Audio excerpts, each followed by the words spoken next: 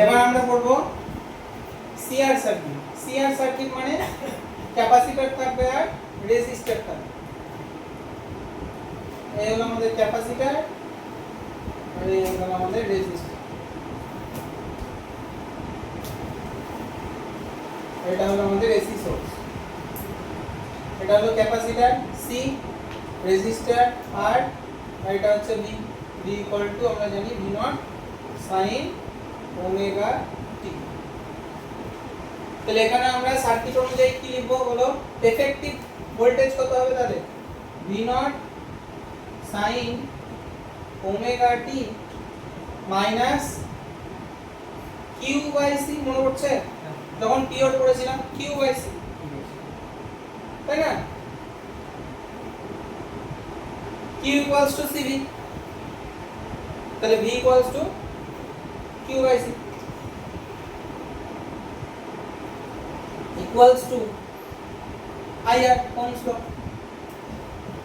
Total যে effective voltage সেটা equal to current into resistance. ঠিক আছে, এদিকে আমি ধরে নিচ্ছি আই কারেন্ট পাস করছে। এবার IR plus Q by C equal to হচ্ছে V not sine omega T. এবার আমরা আগেরটা যেমন কারেন্টকে ধরেছিলাম, এবার দেখো চার্জকে ধরো। ঠিক আছে, এটা মনে রাখতে হবে। তাহলে charge equal to Q equals to Q naught sine omega T plus alpha, একদম সেম আগেরটার মতো। ঠিক আছে, Q equal to Q naught sine omega T plus alpha. তাহলে কারেন্ট ইজিলি বের করা যাবে। কেন কিউ ধরলাম বলতো? কিউ কে ডেরিভেটিভ করলে কারেন্ট পেয়ে যাব। তাহলে কিউ যদি এটা হয় তাহলে কারেন্ট আই সমান কত হবে? ডিকিউ ডিটি, তাই না? চার্জের ডেরিভেটিভ করলে কারেন্ট পেয়ে যাব। তাহলে এটা ডিকিউ ডিটি করলে কি হবে বলো? ওমেগা আছে আগে থেকে দিই, আমরা জানি ওমেগা বেরোবে। ওমেগা কিউ নট সাইনের জন্য হয়ে যাবে cos ওমেগা টি প্লাস আলফা, তাই না? সাইনের জন্য cos, ওমেগা টি এর জন্য ওমেগা, আগে বের করে নিও। এটা হয়ে গেল আমাদের কারেন্ট। তাহলে এই ভ্যালুগুলো যদি আমরা এই ইকুয়েশনে বসাই তাহলে এক নাম্বার থেকে কি পাবো? ফ্রম ইকুয়েশন 1 এক নাম্বার থেকে আমরা কি পাবো বলো? 1 বসিয়ে দাও, i এর জায়গায় i এর মান omega Q naught cos omega টি প্লাস আলফা, তার সাথে কি আছে? আর আছে। ঠিক আছে, আমি এখানটায় দিয়ে দিলাম আরটা, plus Q by C 1 by C করে দিলাম কিউ এর মান। কিউ মানে কিউ নট সাইন ওমেগা টি plus alpha sine omega T. Q naught এর সাথে ওমেগা কমন, তাহলে কত হবে? আর cos ওমেগা টি প্লাস আলফা প্লাস, কেন কমন নিলাম দেখো এবার? এখানে তো ওমেগা নেই, তাও ওমেগা কমন নিয়েছি, তাহলে কি হবে? নিচে চলে আসবে না? 1 বাই ওমেগা সি, চেনা চেনা লাগছে? ওমেগা এল যেমন ছিল এক্সএল, তেমনি 1 বাই ওমেগা সি ছিল এক্সসি, ওইটা বানানোর জন্য। আর কিউ নট তো আগেই চলে গেছে, তাহলে থাকলো কত? সাইন ওমেগা টি প্লাস আলফা। এই ভ্যালুটা ইকুয়ালস টু হয়ে গেল ভি নট সাইন ওমেগা। বলো বুঝতে পেরেছো? এবার কি করব বলো? জেড নিব, মনে পড়ছে আগেরটার মতো? এখানে নিব জেড। তাহলে এখানে জেড নিলে এখানে আমার আর এর নিচে জেড হবে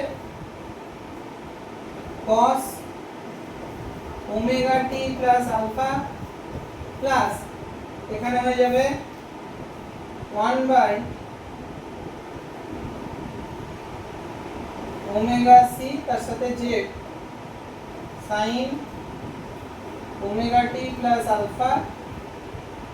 এই যে ভ্যালুটা সেটা equal to v not sine omega t. দেখো জেড বসিয়ে দিলাম, নিচেও বসিয়ে দিলাম। ঠিক আছে, এবার কি করব মনে পড়ছে? আর বাই জেড কি ধরেছিলাম? cos ধরেছিলাম, এখানে cos ই ধরব। ঠিক আছে, ওই জন্য বললাম মনে রাখতে। আর বাই জেড কে আমরা কি ধরব? cos ধরব। Now let R by Z equal to cos theta and ওই যে কত ছিল 1 by omega cz, এটাকে আমরা কত ধরবো sin theta। ঠিক আছে, তাহলে ইকুয়েশনটা কি দাঁড়ালো? ইকুয়েশনটা কি দাঁড়ালো? এই যে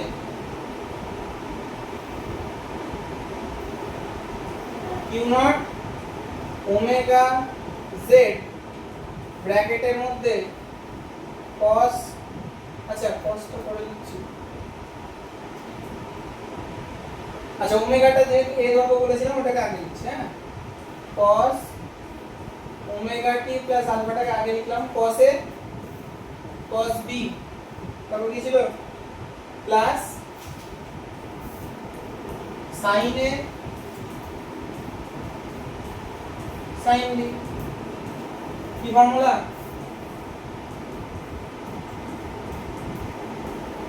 এটা কি ফর্মুলা হবে? এবার cos এর ফর্মুলাটা হবে cos a minus b, এটাকে ধরতে বলেছি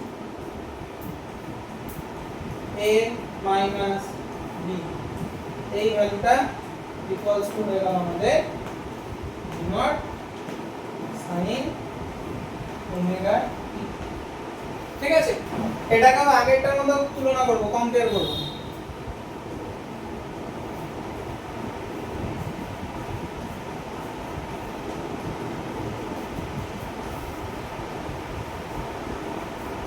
দুই সাইড কম্পেয়ার করলে বলো কি হবে?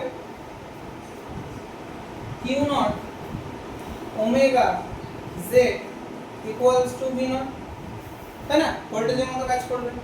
তাহলে এখান থেকে আমার q নট দরকার, এর আগেরটা যেমন কারেন্ট বের করেছিলাম i নট, এবার বের করব q naught, v naught by omega তার সাথে z। ঠিক আছে, এটা থাক এভাবে দেখছি। আর কি করব? দেখো এখানে cos আছে, এদিকে sin আছে, এখানে যদি 90 ডিগ্রি থাকতো, 90 প্লাস এটা যদি থাকতো, তাহলে তো sin হয়ে যেত, cos 90 প্লাস থিটা মানে কত sin। তাহলে এটাকে আমি যদি এরকম লিখি cos omega t plus alpha, sorry cos কেন লিখছি, এই cosটার বদলে তাহলে আমি কত হয়ে যাবে sin হয়ে যাবে, তাই না? sin omega t plus alpha minus theta plus 90, আমি এটা লিখবো যে যেহেতু আমি 90 প্লাস করলাম তাহলে কি হলো sin 90 প্লাস এই গোটাটাকে মনে মনে থিটা বা sin 90 প্লাস থিটা মানে কি cos থিটা না, বুঝলো? এই গোটাটাকে যদি আমি থিটা বলি তাহলে cos থিটা সমান কত sin 9 থিটা প্লাস 90 বা 90 প্লাস থিটা, একই ব্যাপার। তাহলে এটা ইকুয়ালস টু এবার হয়ে যাচ্ছে sin, এদিকে কি আছে ওমেগা t আছে, তাহলে বলো কি থাকছে ওমেগা টি মিলে গেল, তাহলে পড়ে থাকলো কি তুলনা করছি তো alpha minus theta plus 90 degree equals to এদিকে কিছু নাই 0।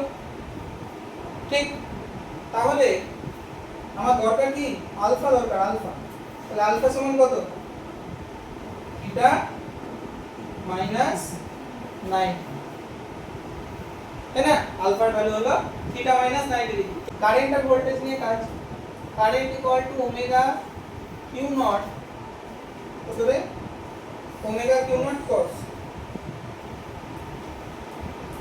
Omega t plus alpha. এখনই আমরা আলফার মান কত পেলাম, আলফার মান কত পেলাম থিটা মাইনাস 90, তাহলে omega t plus theta minus 90। ঠিক আছে, তাহলে এটা কি হয়ে যাবে sin হবে না, এটা হয়ে যাবে sin ওমেগা টি প্লাস থিটা। ঠিক আছে, cos এর ক্ষেত্রে মাইনাসটা ম্যাটার করে না, প্লাস থাকলেও হয় মাইনাস থাকলেও হয়। তাহলে i ইকুয়ালস টু কি দাঁড়ালো omega Q naught sin omega টি প্লাস থিটা, ভালো কথা। আর ভোল্টেজ কি ছিল, v equal to v naught sin omega t। তাহলে এটা আমার হবে ওমেগা কিউ নট সমান কত ছিল, দেখ কিউ নট সমান ছিল v naught by omega z, v naught by omega z sin omega t plus theta, ঠিক।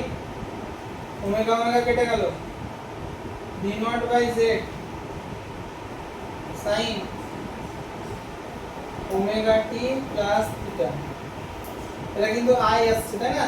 তাহলে i ইকুয়াল টু এটাকে আমরা i নট বলতে পারি না, i নট, কেন, ভোল্টেজ বাই রেজিস্ট্যান্স, z এক ধরনের রেজিস্ট্যান্স, যদি এটাকে আসলে নাম হচ্ছে ইম্পিডেন্স। দেখ এটা হলো, আর এখানে কত আছে sin ওমেগা t, এখানে কত আছে sin omega t plus phi.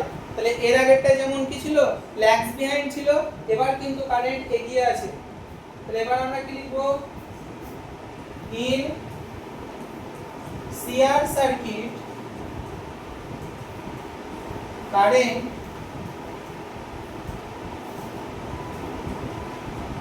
is ahead of voltage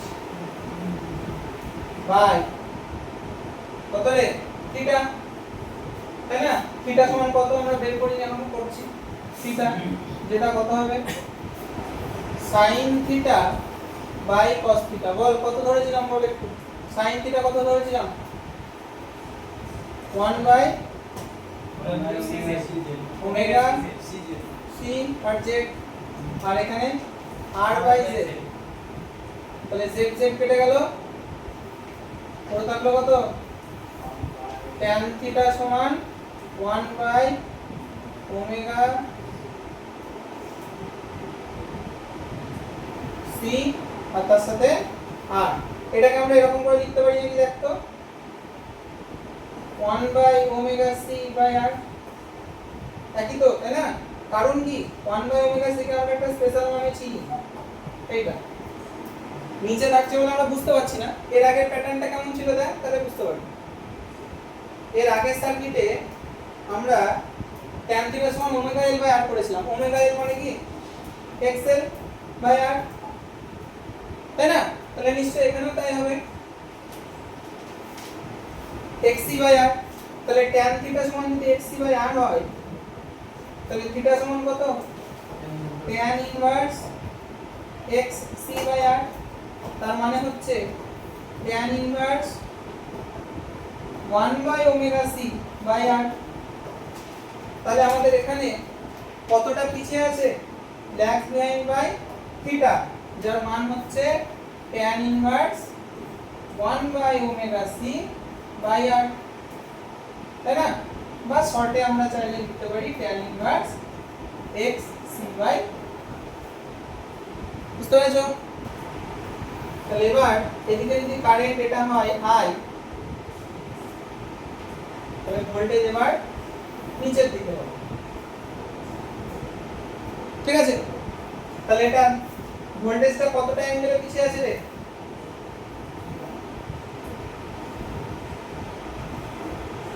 theta অ্যাঙ্গেলে পিছিয়ে আছে, কারেন্ট এগিয়ে আছে এবার, তার মানে থিটা পিছিয়ে আছে। আচ্ছা, tan থিটা কত ধরেছিলাম, এটা তাহলে কি হবে 1 বাই ওমেগা সি, তাই না? আর এই দিকটা কি r, তাহলে এই দিকটা কি z। তাহলে এবার z এর মান কত হবে, দুটো ভাগ r square plus 1 by omega square c square. আগেরটা কি ছিল, r square plus omega square l square, এবার কি হলো r square plus 1 by omega square c square. এটার নামও সেই তাই, ইম্পিডেন্স, রেজিস্ট্যান্স এক ধরনের, ঠিক আছে? পাওয়ারটা বাদ দিয়েছি, তাহলে পাওয়ারটা কি হবে বলো,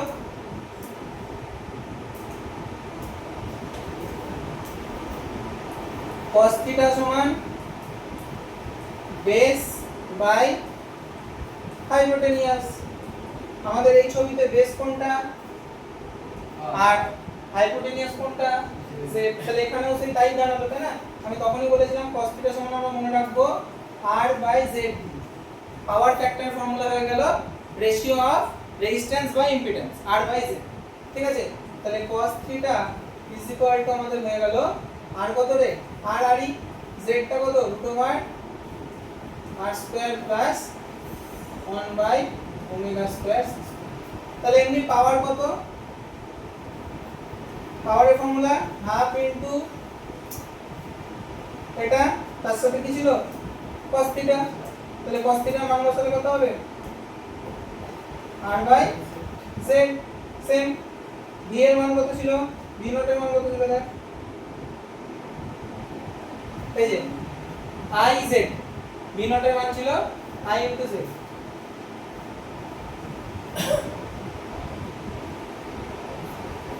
তাহলে হাফ v নট এর ভ্যালু হচ্ছে i ইনটু z, তার সাথে i r বাই z। তাহলে কি হলো z z কেটে গেল, এটা তো সেম পেলাম না, হাফ i স্কয়ার r, আগেরটা তো আমরা তাই পেয়েছিলাম। ঠিক আছে, এই হয়ে গেল আমাদের পাওয়ার।